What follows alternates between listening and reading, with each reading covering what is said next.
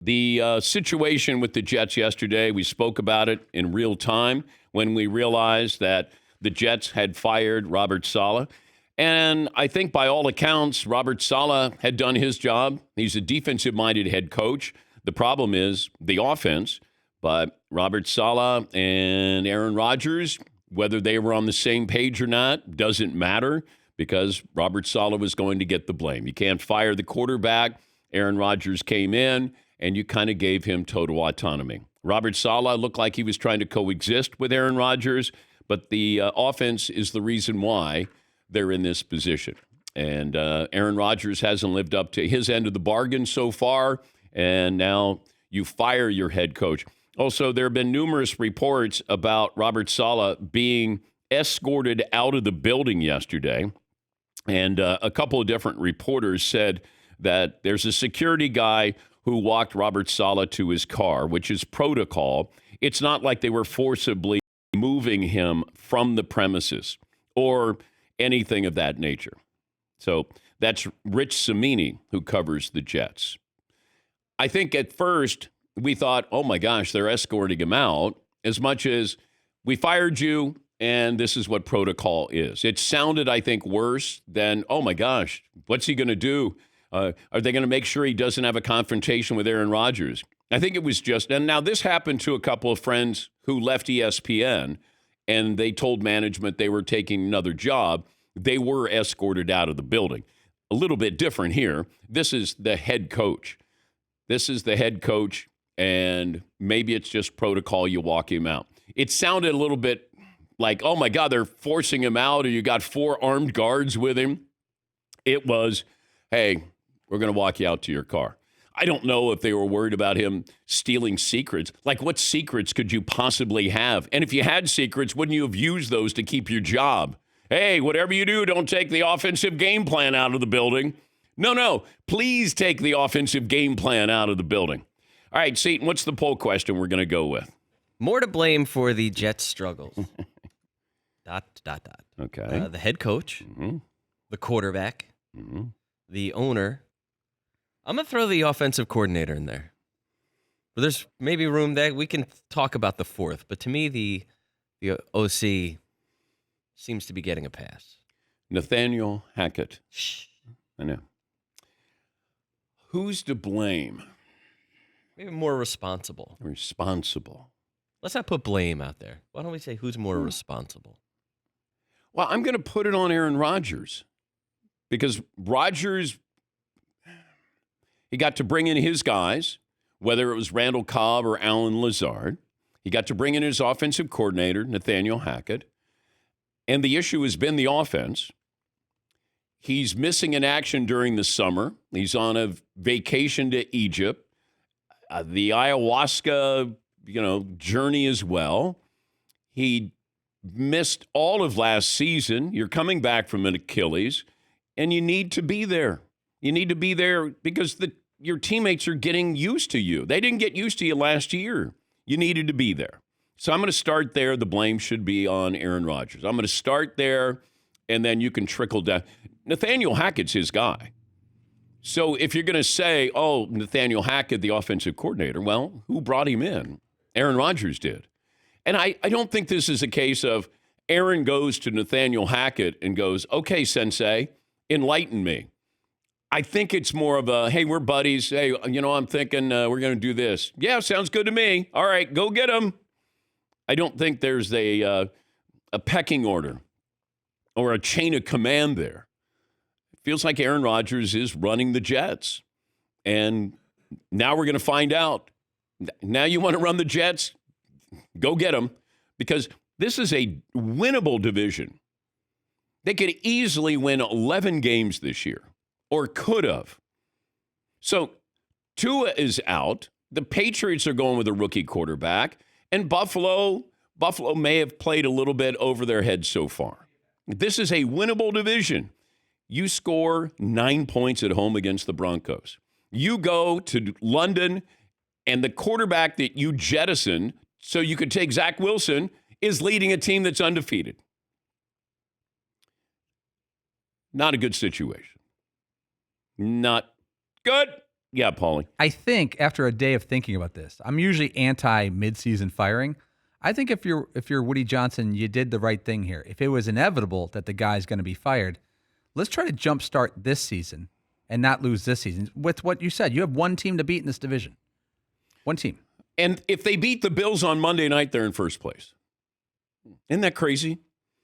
I never would have brought Robert Saleh back this year, but I think they were trying to give him the benefit of the doubt. I don't have any insights. I don't have any contacts with the Jets. But let's apply logic, which is what I try to do. And that is, okay, Aaron played 4 plays. Let's get the band back together and try it one more time and see if it's going to work. I think Aaron was he on the same page with Robert Saleh? I don't know. I don't even know if they were in the same book. I don't even know if they were in the same library. I don't think anybody's on the same page with Aaron Rodgers. And Robert Saleh is probably, how many times did he go to a press conference and he would have to explain, defend, it just felt like, hey, where's Aaron? And then he said it's an unexcused absence there, which I was like, whoa, okay. It should be an unexcused absence when you're in Egypt and everybody else is there off-season workouts. Like, this is on Aaron. This is Aaron. You're a leader. You're getting paid. You're in New York. Everybody's all in. Let's go. But you weren't all in. And now you really have to prove, like, this shouldn't be your legacy. This might be your legacy. People forget about all the great things that you did. Green Bay couldn't wait to get you out of the building. And they flourished. And they found their quarterback. Denver was going to go all in on Aaron Rodgers because that's why they hired Nathaniel Hackett. Hey, if we hire you, will Aaron come here? I think so. And the Jets have announced they have signed Aaron Rodgers. And then Aaron brings his guy in. You want this? Now prove it. Go out there, be great. Yes, Marv. If Hackett wasn't Rodgers' boy, would this have been like a Matt Canada situation in Pittsburgh where we know what the problem is and it's the offense and they got rid of Hackett? They were going to demote him. That's the report. They were going to demote Nathaniel Hackett this week. And then all of a sudden they fired Robert Saleh. But Diana Rossini will join us coming up. She'll have some information on this. The Jets have the 26th ranked offense. They have the 5th ranked defense. Ow! Stat of the day! Stat of the day! Stat of the day! Stat of the day! This is the stat of the day! All you have to do is be average. Average offensively. Be a little better than you were last year with Zach Wilson, because remember, it was Zach Wilson was the problem last year. And while he was, who's the problem this year? Can't blame it on Zach Wilson. It's on Aaron Rodgers. You're supposed to make these guys better. Great quarterbacks make good players even better. Mahomes is doing that in Kansas City. Brady made a career out of doing this. This is what you need to do. And it's not that Aaron didn't do that in Green Bay, because a lot of those receivers and tight ends became better because of him. Now you have to do it. Here is your career. You got one more year. And how attractive is this job? I would never take this job. And if you said Rodgers is coming back one more year, absolutely not.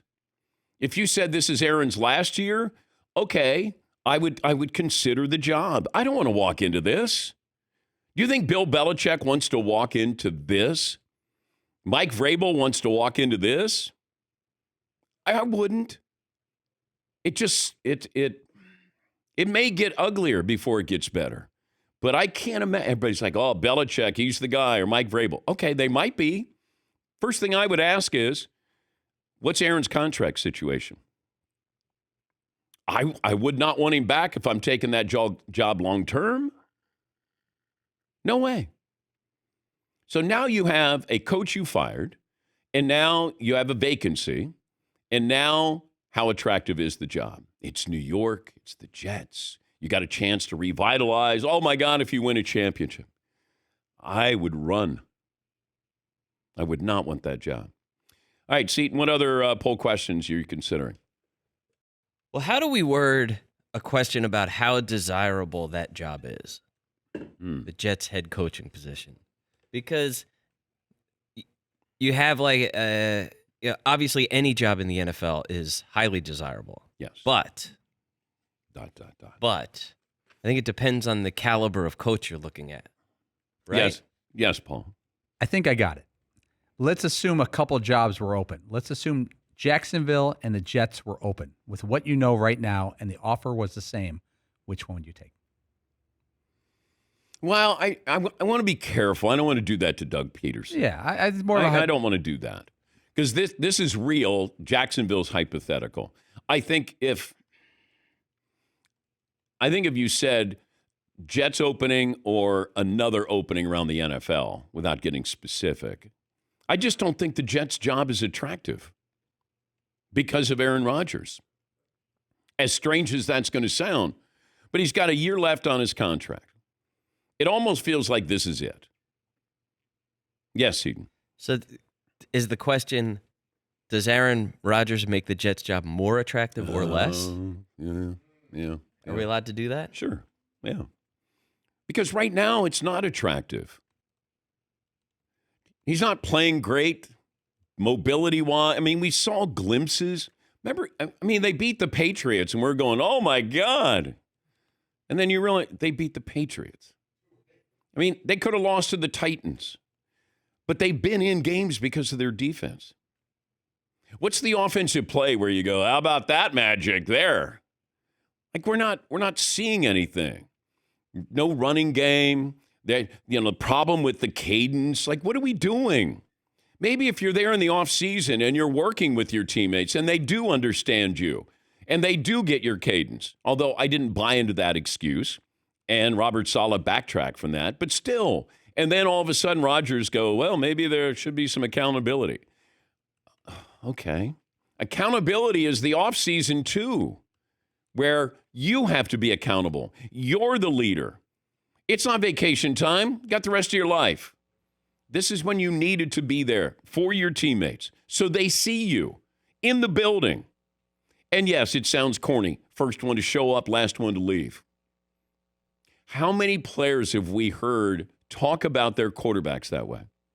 Shows up, he's there, he leaves late. That's what Aaron needs to do. You got to be a leader here. This is your ultimate litmus test of this is when you show you're truly one of the greats of all time. Instead of somebody who was really great but had very little to show in the postseason. Yes, you have a Super Bowl. We're going to look at your career the same way. Brett Favre, at least when Favre went to the Vikings and Jets, he played well. But we're going to look back and say he underachieved with that greatness. And it sounds crazy to say that, as talented as he's been, to win those MVPs. And then you go, yeah, they got one Super Bowl. Yes, Marv. And I think him winning the Super Bowl early, I think he won it maybe he's 26 or 27. We thought, or at least I did, he's going back to another 3 or 4. Yeah. You have all those home playoff losses too. Like he was losing these games at home. Yeah.